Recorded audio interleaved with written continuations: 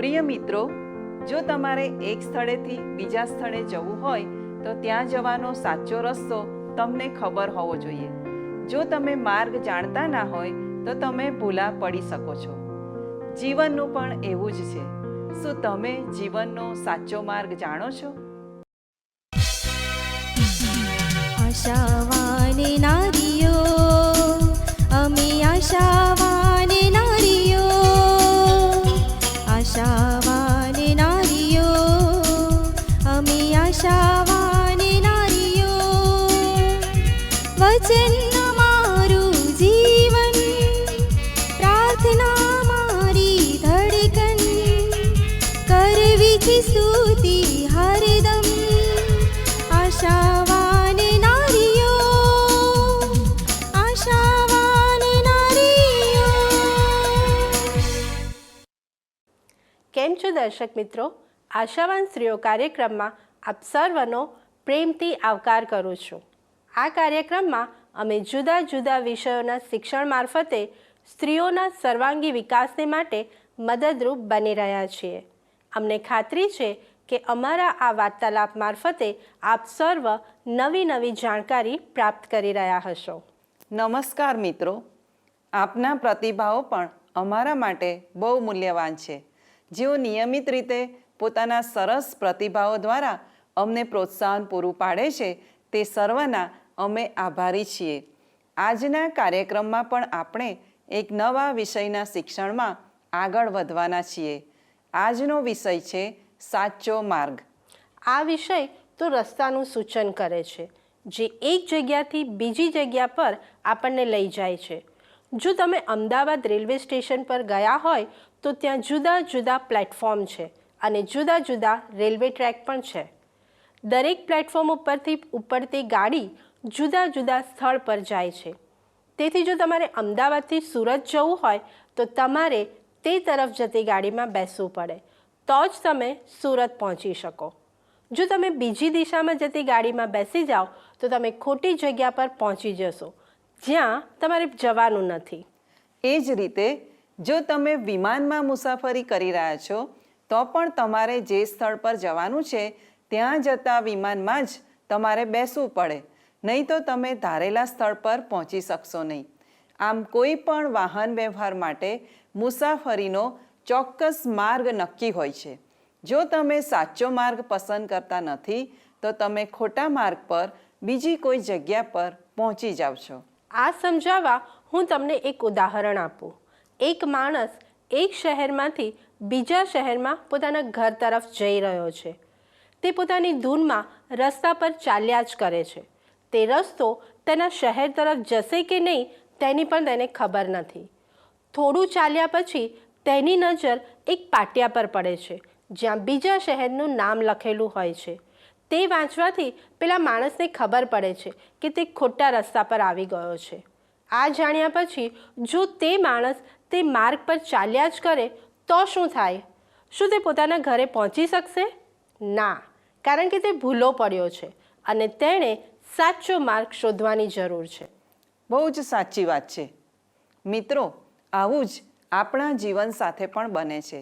યશાયા 53:6 Bible જણાવે છે, આપણે સર્વ ઘેટાની પેઠે ભટકી ગયા છીએ, દરેક પોતપોતાને માર્ગે વળી ગયો છે. જો આપણે પોતાને ગમતા માર્ગ પર ચાલ્યા જ કરીએ તો આપણે પણ ભટકી જઈએ અને ઈશ્વરથી દૂર ચાલ્યા જઈએ છીએ. શૈતાન હંમેશા માણસને ભમાવે છે અને ઈશ્વરથી દૂર લઈ જાય છે. પણ જો દરેક માણસ ખોટા રસ્તે ના જતા જે સાચો માર્ગ છે તે પર ચાલે તો તે ઈશ્વરને પામી શકે છે. વાલી બહેનો, સાચો માર્ગ તો ઈશ્વરનો માર્ગ છે અને જૂઠો અથવા ખોટો માર્ગ તો શૈતાનનો માર્ગ છે. તે તો અંધકારનો, ભ્રષ્ટતાનો, અન્યાયીપણાનો અને અધર્મીઓનો માર્ગ છે.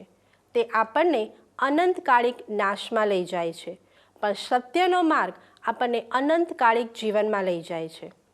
સાચા ઈશ્વરને પામવા માટે લોકો અસંખ્ય પ્રયત્ન કરે છે અને વિવિધ માર્ગો પણ અપનાવે છે, પણ જગતની કોઈ બાબતો કે વિધિઓ આપણને સાચા ઈશ્વર સુધી લઈ જઈ શકતી નથી. મિત્રો, જો તમે કોઈ અજાણ્યા સ્થળ પર જાઓ છો તો જ્યારે કોઈ 4 રસ્તા કે વળાંક આવે તો તમે કોઈને પૂછીને ખાતરી કરો છો કે તમે સાચા માર્ગ પર છો કે નહીં. કોઈ તમને કહે કે તમે ખોટા રસ્તા પર આવી ગયા છો તો શું તમે તેના પર ગુસ્સો કરો છો? ના, પણ તમે બહુ પ્રેમથી તેને સાચા રસ્તા વિશે પૂછપરછ કરો છો. કોઈ અજાણ્યો માણસ તમને રસ્તો બતાવે તો પણ તમે બહુ ખુશ થઈને તેનો આભાર માનીને આગળ વધો છો. જો કોઈ માણસના કહેવા ઉપર તમે વિશ્વાસ કરી શકો છો તો ઈશ્વરના જીવંત વચનો જે આપણને સાચો માર્ગ બતાવે છે તેની પર કેટલો બધો વિશ્વાસ કરવો જોઈએ. ગીતશાસ્ત્ર 119 અને 105માં લખ્યું છે, મારા પગોને સારું તારું વચન દીવારૂપ છે, તે મારા માર્ગને સારું અજવાળારૂપ છે.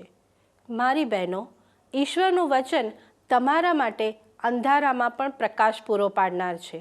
જો તમે તે વચન અનુસાર તમારું જીવન જીવો છો તો તમે માર્ગ ભૂલી જાઓ તો પણ સાચા માર્ગ પર પાછા ફરી શકો છો. જો તમે ખોટા માર્ગ પર, અન્યાયના માર્ગ પર અથવા દુષ્ટતાના માર્ગ પર ચાલી રહ્યા છો તો આજે ઈશ્વર તમને બોલાવી રહ્યા છે. નીતિવચનો 14 અને 12માં બાઇબલ શીખવે છે, એક એવો માર્ગ છે કે જે માણસોને ઠીક લાગે છે પણ તેનું પરિણામ મોતનો માર્ગ છે. વહાલા દર્શક મિત્રો, વર્તમાન સમયમાં ટેકનોલોજીની સહાયથી નકશાની મદદ દ્વારા તમે ગમે તે સ્થળ પર પહોંચી શકો છો. તે તમને સલામત રીતે નિશ્ચિત સ્થળ પર લઈ જાય છે. એ જ રીતે ઈશ્વર સુધી પહોંચવા માટેનો આપણો નકશો તો ઈશ્વરનું પવિત્ર વચન બાઇબલ છે. યોહાન 14:6માં પ્રભુ ઈસુ પોતે કહે છે કે માર્ગ તથા સત્ય તથા જીવન હું છું. મારા આશ્રય વિના બાપની પાસે કોઈ આવતું નથી. આ વચન દ્વારા ઈસુ એ સ્પષ્ટ કરે છે કે પરમેશ્વર સુધી પહોંચવાનો સાચો માર્ગ તે પોતે છે. કોઈ ધાર્મિક ક્રિયાઓ, રૂઢિગત પરંપરાઓ કે ધાર્મિક સંસ્કારો આપણને ઈશ્વર સુધી પહોંચાડી શકતા નથી. વહાલા મિત્રો, કયા માર્ગ પર ચાલવું તેની પસંદગી તમારે કરવાની છે. ઈસુ ખ્રિસ્ત 2 પ્રકારના માર્ગની વાત કરે છે. એક સાંકડો માર્ગ છે અને એક પહોળો માર્ગ છે. સાંકડો માર્ગ આપણને જીવનમાં પહોંચાડે છે અને પહોળો માર્ગ આપણને નાશમાં પહોંચાડે છે. પણ મોટા ભાગના લોકો હાલમાં પહોળા માર્ગ પર એટલે જગતના માર્ગ પર ચાલવાનું પસંદ કરે છે અને નાશ તરફ આગળ વધે છે. સાંકડા માર્ગ પર ચાલવું કઠિન છે અને બહુ ઓછા લોકો તેના પર ચાલવાનું પસંદ કરે છે, પણ તે માર્ગ અનંતકાળિક જીવનમાં દોરી જાય છે. ગીતશાસ્ત્ર 1 અને 1માં બાઇબલ જણાવે છે, જે માણસ દુષ્ટોની સલાહ પ્રમાણે ચાલતો નથી, જે પાપીઓના માર્ગમાં ઊભો રહેતો નથી અને જે નિંદાખોરોની સાથે બેસતો નથી, તેને ધન્ય છે. પ્રિય બહેનો, સ્વર્ગ સુધી પહોંચવાનો માર્ગ એક જ છે અને ઈશ્વર પણ એક જ છે. પ્રભુ ઈસુ પોતે ઈશ્વર પિતા અને માણસ જાત વચ્ચે મધ્યસ્થ બન્યા જેથી કોઈનો નાશ ન થાય. જગતના પાપોને સારું પ્રભુ ઈસુએ પોતાનું બલિદાન આપી દીધું અને આપણા માટે ઉદ્ધારનો માર્ગ ખુલ્લો કર્યો. ઈશ્વર પિતા સાથે આપણો મિલાપ કરાવવા માટે ઈસુએ પોતાનું પવિત્ર અને નિષ્કલંક રક્ત વધસ્તંભ ઉપર વહેવડાવી દીધું જેથી આપણા પાપ માફ કરવામાં આવે. ઈસુ ખ્રિસ્ત પોતે આપણા માટે એક સરળ માર્ગ બન્યા જેથી આપણે ઈશ્વરની હજુરમાં જઈ શકીએ. હિબ્રુ 10:19 અને 20 જણાવે છે, મારા ભાઈઓ, તેણે આપણે સારું પડદામાં થઈને એટલે પોતાના શરીરમાં થઈને એક નવો તથા જીવતો માર્ગ ઉઘાડ્યો છે. તે માર્ગમાં થઈને ઈસુના રક્ત દ્વારા પરમ પવિત્ર સ્થાનમાં પ્રવેશ કરવાને આપણને હિંમત છે. મિત્રો, આખા જગતના લોકોના ઉદ્ધારને માટે ઈસુ ખ્રિસ્ત આ દુનિયા પર આવ્યા અને બલિ બની ગયા, કારણ કે તે જગતના દરેક લોકોને પ્રેમ કરે છે. તે તેઓને ભરપૂર જીવન આપવા માંગે છે. યોહાન 10 અને 10માં ઈસુ કહે છે, તેઓને જીવન મળે અને તે પુષ્કળ મળે માટે હું આવ્યો છું. જો તમે જગતના જૂઠા માર્ગ પર ચાલી રહ્યા છો તો તમારા માર્ગ સંબંધી આજે ગંભીરતાથી વિચાર કરો. જે માણસ દુષ્ટોની સલાહ પ્રમાણે ચાલતો નથી, જે પાપીઓના માર્ગમાં ઊભો રહેતો નથી, જે નિંદાખોરોની સાથે બેસતો નથી, તેને ધન્ય છે, તેને ધન્ય છે, તેને ધન્ય છે, તેને ધન્ય છે. પણ યહોવાના નિયમ શાસ્ત્રથી તે હર્ષ પામે છે, રાત દિવસ તેના નિયમ શાસ્ત્રનું મનન કરે છે, તેને ધન્ય છે, તેને ધન્ય છે, તેને ધન્ય છે, તેને ધન્ય છે.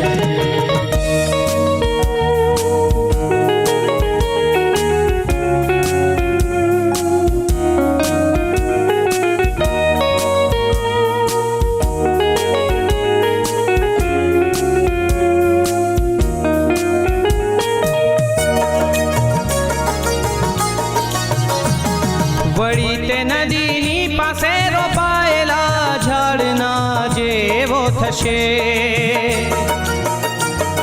જે પોતાના ફળ પોતાની ઋતુ પ્રમાણે આપે છે, અને જેના પાંદડા કદી પણ ચીમડાતા નથી, અને જેના પાંદડા કદી પણ ચીમડાતા નથી. વળી જે કાંઈ તે કરે છે તે સફળ થાય છે, વળી જે કાંઈ તે કરે છે તે સફળ થાય છે. તેને ધન્ય છે, તેને ધન્ય છે, તેને ધન્ય છે, તેને ધન્ય છે. જે માણસ દુષ્ટોની સલાહ પ્રમાણે ચાલતો નથી, જે પાપીઓના માર્ગમાં ઊભો રહેતો નથી, જે નિંદાખોરોની સાથે બેસતો નથી, તેને ધન્ય છે, તેને ધન્ય છે, તેને ધન્ય છે, તેને ધન્ય છે.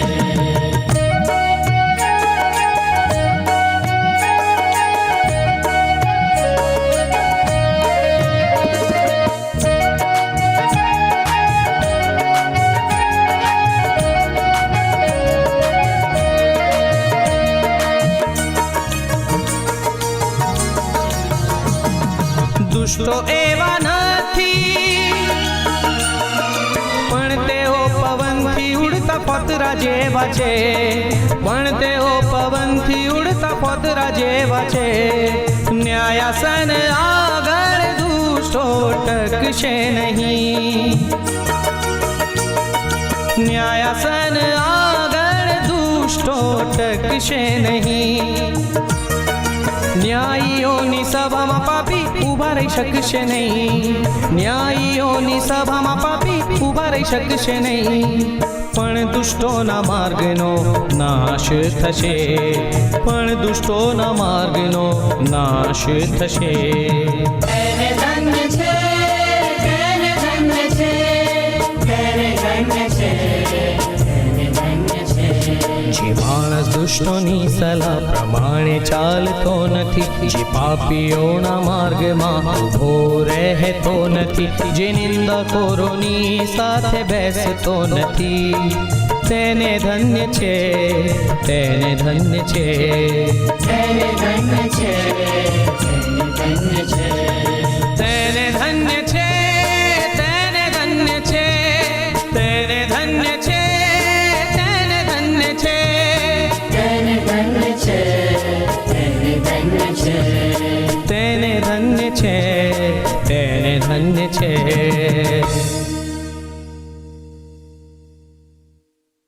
પ્રિય દર્શક મિત્રો, આપ નિહાળી રહ્યા છો કાર્યક્રમ આશાવાન સ્ત્રીઓ. ફરી એકવાર આ કાર્યક્રમમાં આપ સર્વનું સ્વાગત છે. આજના કાર્યક્રમમાં આપણે સાચા માર્ગ પર ચાલવા વિશે વાર્તાલાપ કરી રહ્યા છે. જો તમે ઈશ્વરના વચન અનુસાર જીવન જીવી રહ્યા છો તો તમે સાચા માર્ગ પર ચાલી રહ્યા છો. પણ જો તમારા જીવનમાં ઈશ્વરને સ્થાન નથી તો તમે ખોટા માર્ગ પર તમારું જીવન નષ્ટ કરી રહ્યા છો. પાપી અને અશુદ્ધ જીવનથી આપણા હૃદયને શુદ્ધ કરવાની જરૂર છે. પણ તે કેવી રીતે થઈ શકે? આ પ્રશ્નનો જવાબ બાઇબલ આપણને આપે છે. પહેલો યોહાન 1:7 લખ્યું છે, તેના પુત્ર ઈસુનું રક્ત આપણને સઘળા પાપથી શુદ્ધ કરે છે. મિત્રો, પાપમાંથી મુક્ત થવાનો આ એક સાચો માર્ગ છે. ઈસુએ પોતાનું બલિદાન આપીને આપણા માટે ઈશ્વર સુધી પહોંચવાનો માર્ગ ખુલ્લો કર્યો છે. પણ તે માટે આપણે પસ્તાવા સહિત ઈશ્વરની પાસે જઈને આપણા પાપોની માફી માંગવાની છે. ઈસુના લોહીમાં આપણા પાપોની માફી અને સાર્વકાલિક જીવન છે.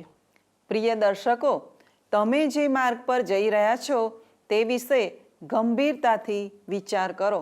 શું તમે સાચા માર્ગ પર ચાલી રહ્યા છો? જો તમે પાપના માર્ગ પર ચાલી રહ્યા છો તો તે માર્ગથી પાછા ફરો. જૂઠા માર્ગથી સાચા માર્ગ તરફ પાછા ફરો. ઈસુએ તમારા માટે સાચા ઈશ્વર તરફ જવાનો માર્ગ ખુલ્લો કર્યો છે અને તે તમારા હૃદયને શુદ્ધ કરશે એવો વિશ્વાસ કરો. પહેલો યોહાન 1:9 ઈશ્વરનું વચન કહે છે, જો આપણે આપણા પાપ કબૂલ કરીએ તો આપણા પાપ માફ કરવાને તથા આપણને સર્વ અન્યાયથી શુદ્ધ કરવાને તે વિશ્વાસુ તથા ન્યાયી છે. પ્રિય મિત્રો, શું તમે કદી કોઈ બંદરની મુલાકાત લીધી છે? અનેક વહાણો ત્યાં આવે છે અને જાય છે. તે બંદર પરના બધા વહાણો કોઈ એક જગ્યા પર જ જતા નથી, પણ જુદી જુદી દિશામાં જાય છે. જો તમારે તે વહાણમાં મુસાફરી કરવી છે તો તમારે ક્યાં જવું છે તે પહેલાં નક્કી કરવું પડે છે અને પછી તે સ્થળ પર જતા વહાણમાં બેસવું પડે છે. તો જ તમે ચોક્કસ જગ્યા પર પહોંચી શકો. મિત્રો, આપણા જીવન વિશે પણ એવું જ છે. તમારે કયા માર્ગ પર ચાલવું છે તે તમારે પ્રથમ નક્કી કરવું પડે, તો જ તમે તે દિશામાં આગળ વધી શકો. જીવનના બે માર્ગમાંથી તમારે કયા માર્ગ પર જવું છે તેની પસંદગી તમારે કરવાની છે.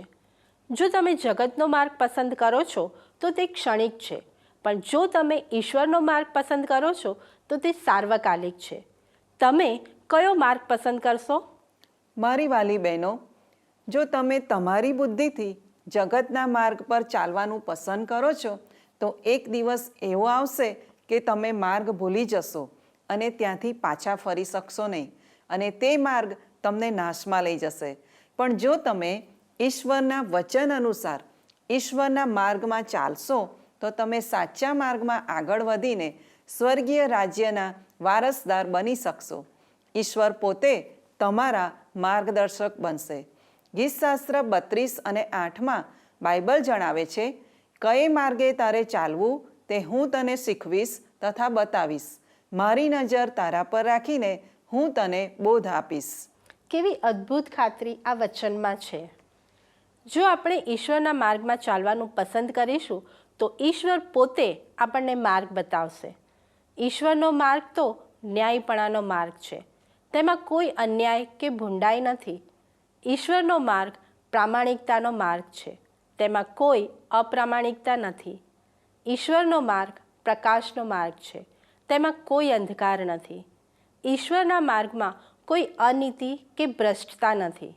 ઈશ્વરનો માર્ગ શુદ્ધ અને પવિત્ર છે, કારણ કે ઈશ્વર પોતે પવિત્ર છે. શું તમે આ માર્ગ પર ચાલવા તૈયાર છો? આવો આપણે પ્રાર્થના કરીએ. પવિત્ર અને પ્રેમાળ ઈશ્વર, અમે પાપી છીએ પણ તમે અમને પ્રેમ કરો છો તે માટે તમારો આભાર માનીએ છીએ. અમને પાપમાંથી છોડાવવા અને નવું જીવન આપવા તમે પ્રભુ ઈસુને આ જગતમાં મોકલી આપ્યા તે માટે પણ આભાર માનીએ છીએ. પ્રભુ ઈસુ પોતે અમારા માટે માર્ગ બન્યા અને ઉદ્ધારનું દ્વાર ખોલ્યું તે માટે તમારી સ્તુતિ થાઓ. અમને તમે મદદ કરો કે અમે તમારા માર્ગ પર ચાલવાની પસંદગી કરીએ, તે માર્ગ પર ચાલીએ અને સાર્વકાલિક જીવનના ભાગીદાર બની શકીએ. ઈસુના નામમાં માંગુ છું. આમેન.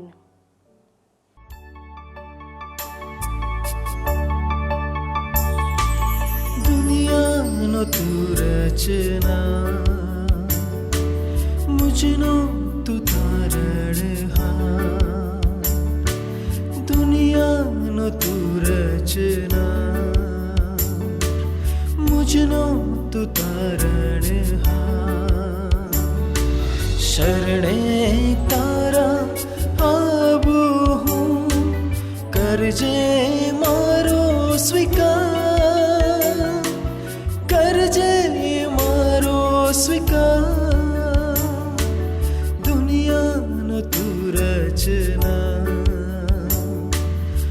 मुझनो तू तारणहार दुनियानो तू रचना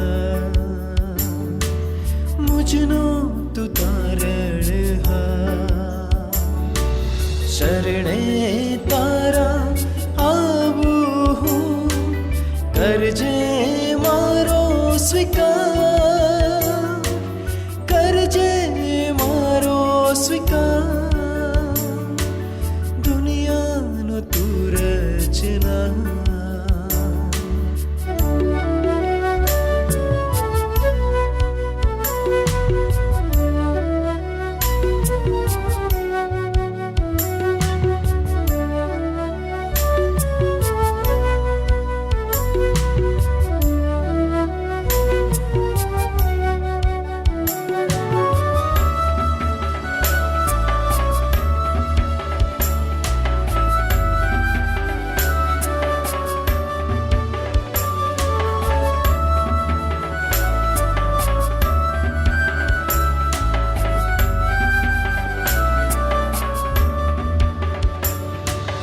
निर्बळ હું છું તારા વિના ખાલી દિલ છે તારા વિના નિર્બળ હું છું તારા વિના ખાલી દિલ છે તારા વિના તુજ સામર્થ્ય મુझने ભરજે પ્રભુ કરજે મારો સ્વીકાર तुझ सामर्थ्य मुझने भरजे प्रभु करजे मारो स्वीकार करजे मारो स्वीकार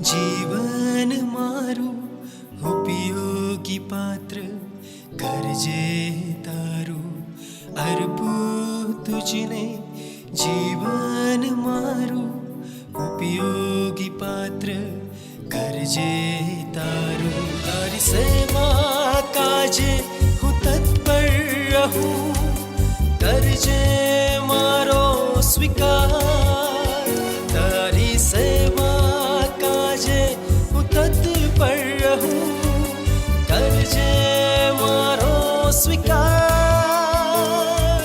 કરજે મારો સ્વીકાર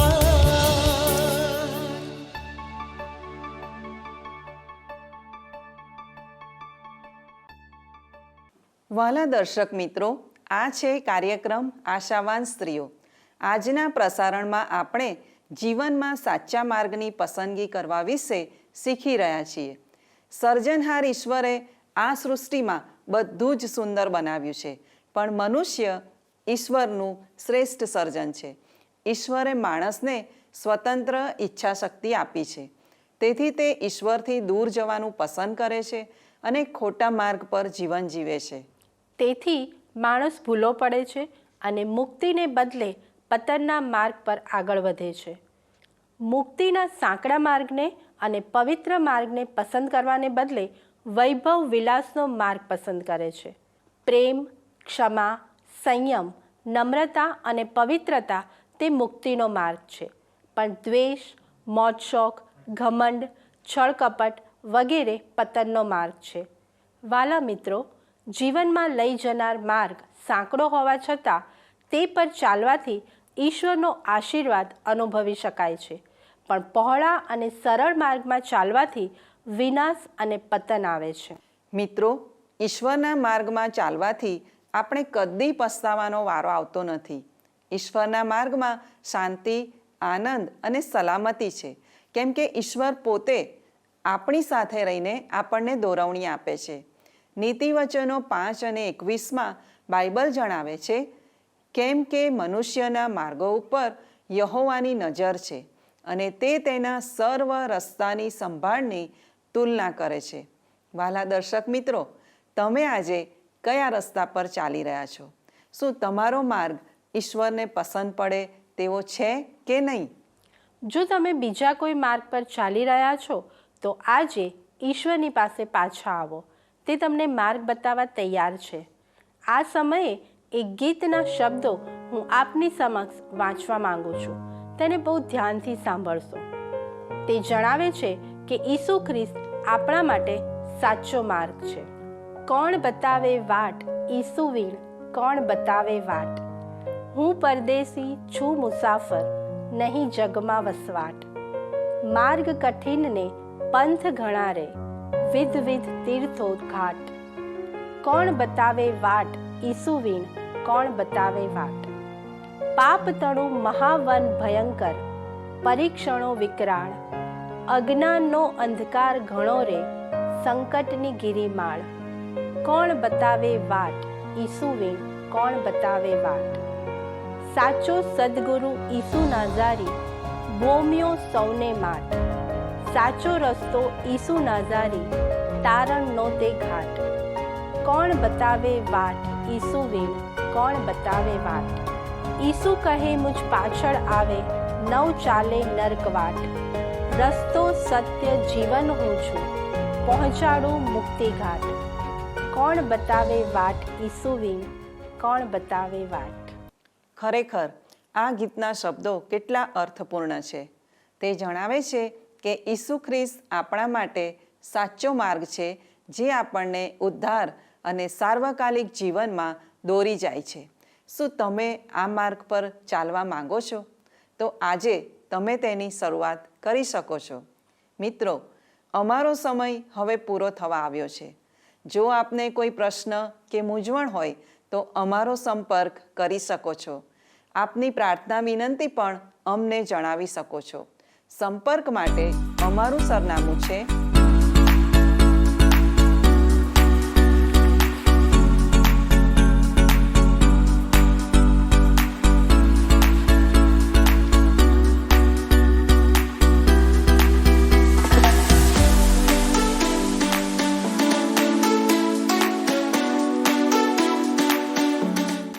જો આપ ફોનથી અમારો સંપર્ક કરશો તો તે પણ આવકાર્ય છે.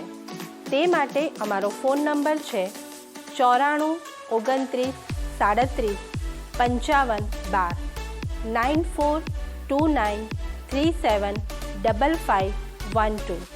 આ નંબર ઉપર આપ અમને વોટ્સએપ અથવા SMS પણ કરી શકો છો. આવતા અઠવાડિયે આ જ સમયે આશાવાન સ્ત્રીઓ કાર્યક્રમમાં ફરીથી મળીશું. ધન્યવાદ. શું તમને આ કાર્યક્રમ ગમ્યો? અત્યારે જ અમને મિસ કોલ કરો